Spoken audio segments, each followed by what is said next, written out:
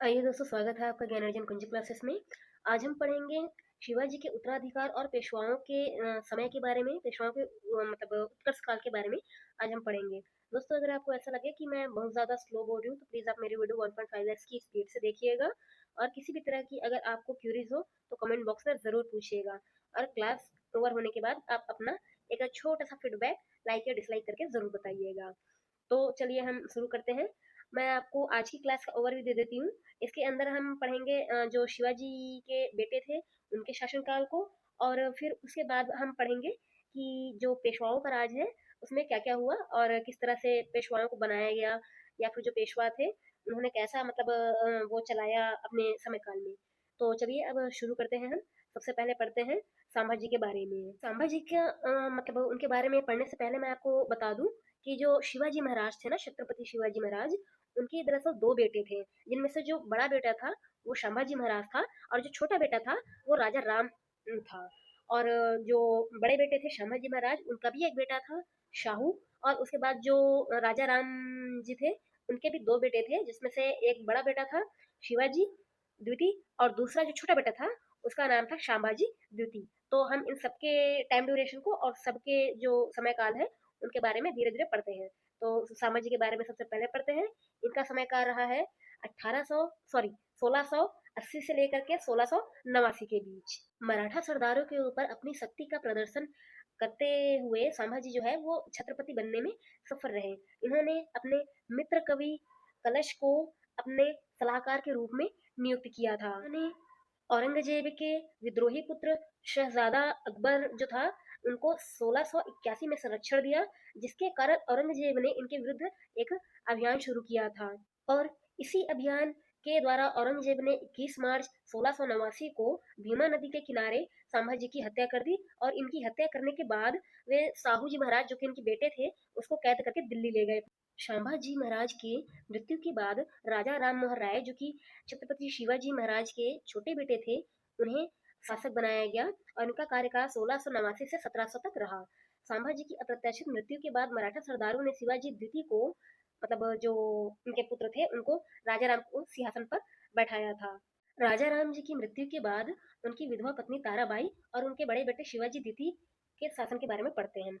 राजा राम की मृत्यु के बाद उनकी विधवा पत्नी ताराबाई ने अपने एक 4 वर्षीय नाबालिग बेटे शिवाजी द्वितीय को मराठा साम्राज्य का राजा बनाया था। इन्होंने जो है मतलब बच्चा जो था, जो शिवाजी द्वितीय थे, वे उम्र में काफी छोटे थे। मतलब कहना चाहिए कि केवल 4 ही साल के थे और नाबालिग थे, इसलिए ताराबाई जो थी वो उनकी सर्शिका थी। और हम इसमें देखते हैं तो पता चलता है कि ताराबाई के शासनकाल में ना मराठों का उत्कर्ष जो था, मतलब मराठा जो थे काफी अच्छी स्थिति में थे। फिर उसके बाद दिल्ली में औरंगजेब की जो है 1717 में मृत्यु हो जाती है। और 1717 में औरंगजेब की मृत्यु के बाद 1700 मतलब औरंगजेब के कैद में जो साहू जी महाराज थे, जिसे उन्होंने 1689 में मतलब संभाजी की हत्या करके साहू जी महाराज को अपने साथ लेकर दिल्ली लेकर चले गए थे, उनको औरंगजेब का बेटा जो बहादुर शाह प्रथम था, उन्होंने अपने कैद से रिहा कर दिया, जिसकी वजह से जो सॉरी साहू जी महाराज हैं वे छूटकर वापस अपने राज्य आते हैं। और यहाँ फिर आकर के वो 1700 मतलब इसमें क्या कहना चाहिए, 1708 में ताराबाई को चुनौती देते हैं और खेड़ा की लड़ाई में ताराबाई को हराते हैं। इस समय क्या हुआ था ना कि दरअसल ताराबाई जो थी वो सर्वशिका थी, उनके हाथ में सभी तरह के एडमिनिस्ट्रेटिव पावर थे, सभी तरह के फाइनेंशियल पावर थी। और जो साहू जी महाराज थे उनके पास, वो तो जेल से रिहा होके आए रहते हैं, उनके पास किसी भी तरह की कोई भी शक्तियां नहीं थी। लेकिन फिर भी साहू जी महाराज जो है वो अपना दो पक्ष रखते हैं, और ताराबाई से कहते हैं कि पहले जो थे मतलब साहू जी महाराज का मैं पक्ष बता रही हूँ कि पहले मतलब ये कहते हैं कि अब मुझे राजा बनने दिया जाए, क्योंकि ताराबाई जो है वो साहू जी महाराज की चाची लगती हैं। तो वो अपना पक्ष रखते हुए कहते हैं कि चाची जी, मुझे जो है राजा बनना चाहिए, क्योंकि मेरे पिताजी जो थे वे उम्र में राजा राम मतलब मेरे चाचा जी से बड़े थे, और अभी तो आपका बेटा भी छोटा है, तो राजा उस हिसाब से मैं आ गया हूँ जेल से, तो मुझे बनना चाहिए, तो आप जो है राजगद्दी से हट जाइए और मुझे राजा बनने दीजिए। लेकिन ताराबाई जो है उनकी इस बात को एग्री नहीं करती हैं, उनकी इस बात पे वो किसी भी तरह की एक्सेप्टेंस नहीं देती है, जिसकी वजह से ये युद्ध जो है होता है। और इस युद्ध में साहू जी महाराज को जिताने में जो है ना बहुत बड़ा हाथ हम देखते हैं तो बालाजी विश्वनाथ का होता है, जो जो कि पहले तो मतलब ताराबाई के जो अष्टप्रधान है उसमें एक बड़े पद पर रहते हैं, और फिर वो क्या करते हैं कि धीरे से साहू जी महाराज के पक्ष में आ जाते हैं और ताराबाई के पक्ष में जितने भी बड़े-बड़े मतलब अधिकारी होते हैं या उनकी जो सेनापति होते हैं, उन सबको वो धीरे-धीरे करके साहू जी महाराज के पक्ष में ले आते हैं। और फिर जैसे कि हमने पहले ही पढ़ा था कि प्लासी के युद्ध में भी जो युद्ध था उसके समय सेनापति ही नहीं लड़ पाया, मतलब नहीं लड़ा था, वो बिक गया था। उसी तरह से इस युद्ध में भी होता है, इसमें भी सेनापति जो है वो ताराबाई के पक्ष से नहीं लड़ता है, जिसकी वजह से मतलब ताराबाई इस युद्ध को हार जाती हैं और साहू जी महाराज जो है वो इस युद्ध को जीत जाते हैं। और उनके बाद फिर मतलब जो है साहू जी महाराज राजा बनते हैं, जिसके बारे में हम आगे पढ़ेंगे। अब हम साहू जी महाराज के कार्यकाल को देखते हैं, जो कि 1707 से लेकर 1749 तक का रहेगा। इनके कार्यकाल में क्या-क्या घटनाएं हुई वो देखते हैं हम। दरअसल साहू जी का राज्याभिषेक फरवरी 1708 में सतारा में किया गया था और वहीं इनकी राजधानी भी बनाई गई। उसके बाद फिर 1731 में साहू जी ने विभिन्न मराठा सरदारों के सहयोग से ताराबाई के साथ अपनी संघर्ष को वारणा की संधि के साथ समाप्त किया था।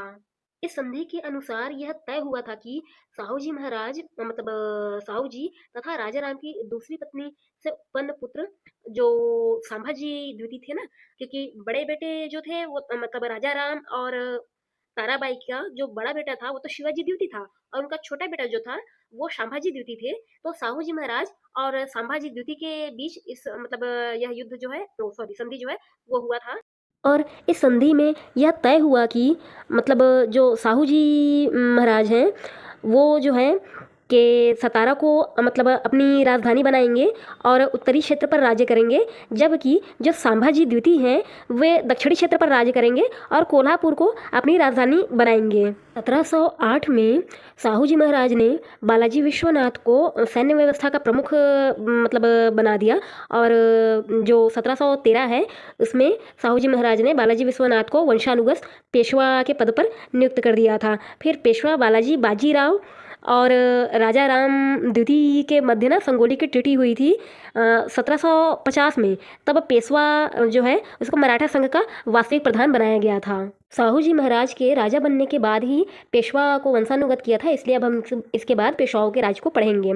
पहले जो सबसे पहले वाले पेशवा थे ना वो मतलब शिवाजी महाराज के द्वारा जो अष्टप्रधान बनाया गया था उसमें से जो सबसे पहले पेशवा थे उनका नाम मोरोपंत त्र्यंबक पिंगले था, जबकि जो सबसे पहले वंशानुगत पेशवा थे वे बालाजी विश्वनाथ थे, जिनका समय काल 1713 से 1720 तक था।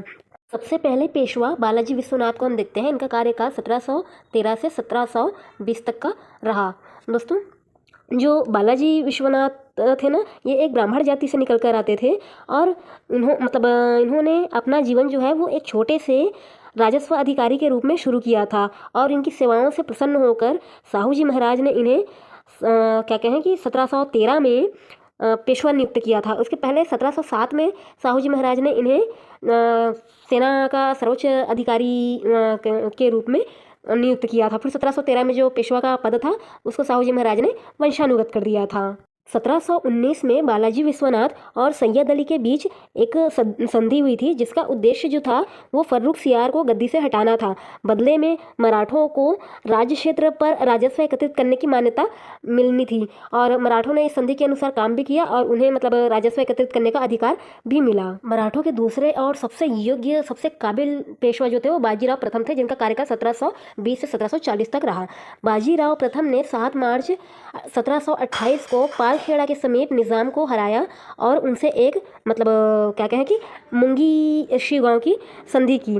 दोस्तों इस संधि के अनुसार ना निज़ाम ने साहू को चौथ सरदेशमुखी कर देना, चौथ भी एक प्रकार का कर होता है, संभाजी की सहायता में सहयोग मतलब संभाजी की सहायता ना करना और मराठों के द्वारा मतलब जो मराठों का साम्राज्य था क्षेत्र था उसको जो जीत लिया था निज़ाम ने उन क्षेत्रों को लौटाना, मराठों के कुछ सैनिकों को कैद करके रख लिया था उनको लौटाना, ये सब कुछ इस संधि के तहत तय हुआ था। और 1731 में वारणा की संधि के द्वारा संभाजी द्वितीय ने साहू की अधीनता भी स्वीकार कर ली थी। भोपाल युद्ध के परिणाम स्वरूप 1738 में दुरईसराय की संधि हुई, जिसके अनुसार निज़ाम ने संपूर्ण मतलब क्या कहूँ कि मालवा का जो प्रदेश था और नर्मदा नदी मतलब मालवा के प्रदेश के अलावा नर्मदा नदी से लेकर के चंबल के जो इलाके थे उसकी पूरी सत्ता को मराठा शक्ति को सौंप दिया था।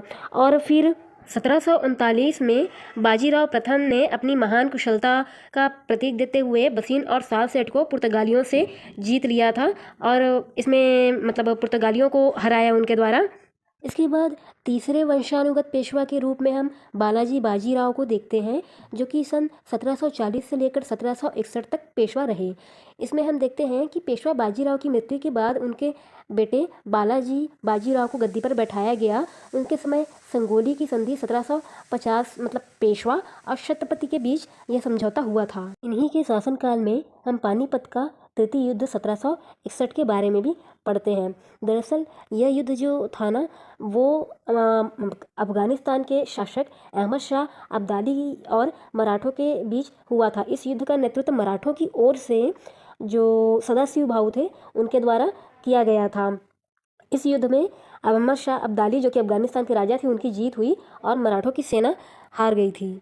इस युद्ध में नजीमुद्दौला ने अवध के नवाब शुजाउद्दौला, रुहेला के सरदार हाफिज़ रहमत खान और सादुल्लाह खान से अहमद शाह अब्दाली को जो है समर्थन दिलवाया था। इस युद्ध में ना जाटों ने, राजपूतों ने और सिखों में से किसी ने भी मराठा का साथ नहीं दिया था और जो मल्हार होलकर राव थे वे तो युद्ध से ही भाग गए थे। ऐसा कहा जाता है कि यह युद्ध इतना ज़्यादा विध्वंसक था कि महाराष्ट्र में ऐसा कोई भी परिवार नहीं था जिसने पानीपत के तृतीय युद्ध में अपने किसी भी नियर डियर को ना खोया हो। मतलब हर परिवार से कम एक व्यक्ति की जान गई थी इस युद्ध में। और इस युद्ध की मतलब कहें कि पराजय की जो खबर थी ना, वे पेशवा को एक व्यापारी के कूट भाषा के द्वारा मिली थी।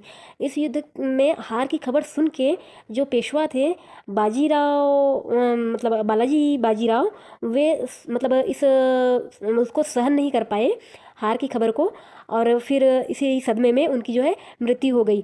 जो मतलब मराठा थे वे काफ़ी लंबे समय से जीतते हुए आ रहे थे युद्ध में। हम बाजीराव प्रथम के शासनकाल को देखते हैं तो वहाँ से जीतते हुए आ रहे थे, और उसके पहले हम जो विश्वनाथ जी हैं उनके शासनकाल को देखें तो वहाँ से भी जीतते हुए आ रहे थे। अब अचानक से जो है उनको हार का सामना करना पड़ा ना, तो वे सहन नहीं कर पाए इसमें और फिर उनकी जो है डेथ हो गई। व्यापारी ने जिस कूट भाषा का प्रयोग किया था उसमें लिखा था, 2 मोती विलीन हो गए, 22 सोने की मुहरें लुप्त हो गई और चांदी तथा तांबे को तो पूरी गणना भी नहीं की जा सकती। दरअसल इस युद्ध में ना जो सदाशिव भाऊ हैं वो तो नेतृत्व कर ही रहे थे, उसके अलावा जो बालाजी बाजीराव हैं इनके बेटे विश्वास राव भी युद्ध में गए हुए थे, उनकी भी मृत्यु हो गई थी। चौथे वंशानुगत पेशवा के रूप में हम माधवराव को देखते हैं, जिनका समय काल 1761 से 1772 तक रहा। ये भी बहुत योग्य पेशवा थे। पानीपत की लड़ाई में हार के बाद बालाजी की आकस्मिक मृत्यु के बाद उनके पुत्र माधवराव प्रथम को पेशवा बनाया गया। इन्होंने ना हैदराबाद के निज़ाम और हैदर अली को चौथ देने के लिए बाध्य किया था। 1772 में क्षय रोग के कारण उनकी मृत्यु हो गई, और उनकी मृत्यु के बारे में ग्रांड डफ ने लिखा है, मराठा साम्राज्य के लिए पानीपत का मैदान इतना घातक सिद्ध नहीं हुआ जितना कि इस श्रेष्ठ शासक का असामयिक मृत्यु के दौरान हुआ। इसके बाद फिर हम 5वें वंशानुगत पेशवा नारायण राव के कार्यकाल के बारे में पढ़ते हैं। 1772 से 1773 के बीच। नारायण राव की मृत्यु के बाद उनका छोटा भाई माधव राव की मृत्यु के बाद उनका छोटा भाई नारायण राव पेशवा बना, लेकिन चाचा रघुनाथ राव ने स्वयं पेशवा बनने के लिए इनकी हत्या कर दी थी। दरअसल जो रघुनाथ राव थे ना, वे पेशवा बनने के लिए मतलब इतनी उनकी ज़्यादा महत्वाकांक्षा थी कि वे सीधा अंग्रेजों के पास चले गए और उन्होंने अंग्रेजों से पेशवा बनने के लिए मदद मांगी थी और उनकी हत्या की थी। उसके बाद हम 6वें वंशानुगत पेशवा माधव नारायण राव के बारे में पढ़ते हैं, जिनका समय काल 1774 से 1796 तक रहा। पेशवा नारायण राव की हत्या कर रघुनाथ राव अंग्रेजों की शरण में चले गए, जबकि उसी समय मतलब जो नया पेशवा माधव नारायण राव को बनाया गया, तो माधव नारायण राव जो थे ना वो अल्पायु थे, मतलब नाबालिग थे, और इनके क्या कहना चाहिए कि मतलब इस समय अब ये तो नाबालिग थे, तो मराठा साम्राज्य के कार्य को संभालने के लिए, उनके संचालन के लिए 12 सदस्यों की एक परिषद का निर्माण किया गया, जिसमें नाना फडणवीस, सखाराम बापू, महाजी सिंधिया जैसे प्रमुख सरदार जो थे वे शामिल थे। इन्हीं के कार्यकाल के दौरान ना प्रथम आंग्ल मराठा युद्ध हुआ 1775 से 1782 के बीच, जिसमें मराठों ने अंग्रेजों को बराबर की टक्कर दी और अंततः शांति समझौते के साथ 1782 में सालबाई की संधि के साथ यह युद्ध हमेशा के लिए समाप्त हुआ। इसके बाद हम अंतिम पेशवा मतलब बाजीराव द्वितीय को देखते हैं। इसके बाद फिर हमेशा के लिए पेशवाओं का पद जो है वो समाप्त हो गया। इनका जो कार्यकाल था वो 1796 से लेकर के 1818 तक रहा। क्या हुआ था ना कि माधवराव नारायण राव की मृत्यु के बाद महोबा के पुत्र मतलब बाजीराव द्वितीय को पेशवा बनाया गया था, जो कि यही थे। और इनके समय में ना मतलब इनके द्वारा नारायण जो वो थे यशवंत होलकर थे, उनके भाई की इन्होंने हाथी से कुचलकर हत्या करवा दी थी, जिसके कारण यशवंत होलकर ने पूना पर मतलब पेशवाओं पर आक्रमण कर दिया था। और इस आक्रमण से बचने के लिए इन्होंने मतलब अंग्रेजों से मदद मांगी और 31 दिसंबर 1802 को अंग्रेजों के साथ इन्होंने बसिन की संधि कर ली थी। दोस्तों, आज की क्लास को हम यहीं तक बस रखते हैं। कल हम पढ़ेंगे ना तो आंग्ल मराठा युद्ध के बारे में पढ़ेंगे। उसमें जितने भी आंग्ल मराठा युद्ध हुए हैं हम उन सबको कवर करेंगे। अगर आपको आज की क्लास अच्छी लगी है तो प्लीज़ आप लाइक शेयर सब्सक्राइब ज़रूर करें और मुझे कमेंट करके ज़रूर बताएं कि आपको मतलब आज की क्लास कैसी लगी। आप प्लीज़ अपना फीडबैक देना ना भूलें, ठीक है। और हम मिलते हैं नेक्स्ट क्लास में। हम अगला क्लास कल पढ़ेंगे, जिसमें हम अपना नेक्स्ट टॉपिक मराठा आंग्ल युद्ध के बारे में पढ़ेंगे। Thanks for watching.